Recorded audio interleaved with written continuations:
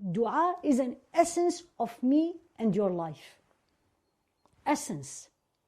Meaning, how many times when someone asks you, how are you? Alhamdulillah. What is Alhamdulillah? It's a form of dua. It's a form of supplication. Right? I'm praising Allah subhanahu wa ta'ala. I'm praising Him. Right? Let's say a friend or your child and comes and tells you, I have a huge test tomorrow. And what are you going to say? Ask Allah to make it easy. What is that? That's dua. You're afraid.